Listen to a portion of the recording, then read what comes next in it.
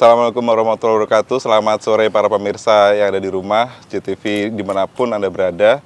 Saat ini kembali lagi bersama program Ramadan Sehat yang dipersembahkan oleh Rumah Sakit Angkatan Udara Dr. Eva Marsana. Bersama saya, Dr. Yuda Mahendra, saya akan membawakan topik tentang detoksifikasi pada saat puasa. Detoksifikasi merupakan suatu peristiwa di mana metabolisme kita akan mengeluarkan zat-zat racun yang ada dalam tubuh. Sebenarnya ada beberapa organ yang berperan dalam proses metabolisme toksik itu sendiri. Ya, proses metabolisme tubuh sendiri adalah proses di mana tubuh kita secara otomatis mengeluarkan sisa-sisa zat atau zat toksik atau racun yang dikonsumsi sehari-harinya. Karena setiap kita makan itu kita akan ada zat-zat yang tersisa yang tidak dibutuhkan oleh tubuh.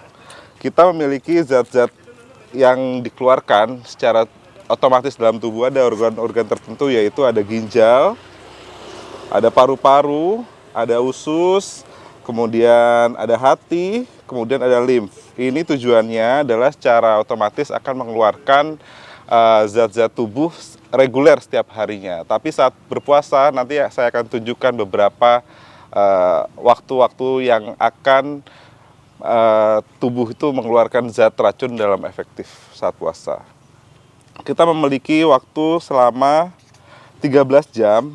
Di sini kita berpuasa mulai dari jam 4 sampai dengan jam 18. Jadi selama kita puasa 13 jam itu, 8 jam pertama itu adalah kita akan mengalami fase berpuasa.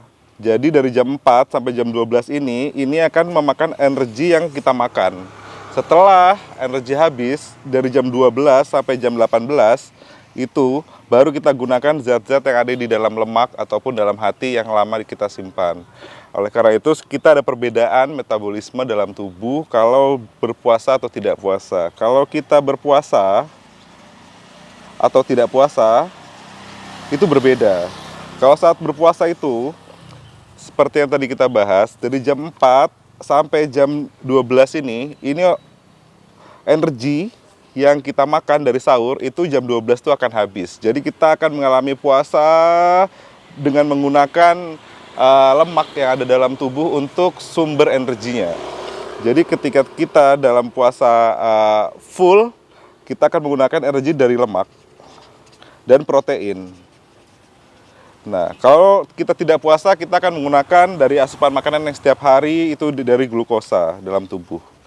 Nah, ini ada perbedaan di sini. Itulah kenapa kadang-kadang bonus dari teman-teman yang mengalami obesitas itu adalah disarankan untuk puasa. Kenapa tujuannya? Agar kita gunakan cadangan energi dari lemak dan protein untuk menurunkan berat badan.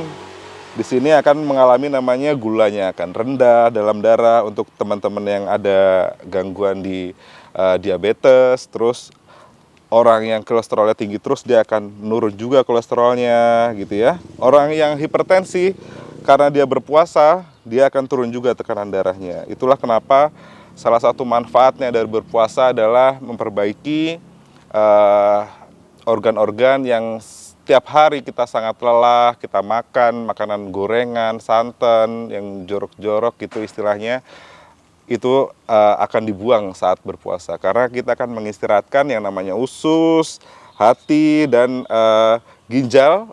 Itu akan mengeluarkan sisa-sisa makanan yang tidak diperlukan oleh tubuh. Oleh gitu, dari beberapa jurnal menyebutkan bahwa makanan yang bergizi, minum air tetap harus 2 liter setiap harinya, itu tetap harus terjaga. Karena apa? Karena saat kita mengalami puasa, itu tubuh akan dehidrasi, dan saat dehidrasi itu asupan cairan itu sangat penting. Oleh sebab itu pemirsa, seperti kita ketahui bersama bahwa saat berpuasa itu selalu kita akan dihadirkan dengan perasaan pusing atau lemas, mood tidak baik. Ternyata itu adalah salah satu bukti bahwa kita sedang terdetoks oleh tubuh secara alami. Demikian sedikit informasi atau tips seputar dunia kesehatan kali ini.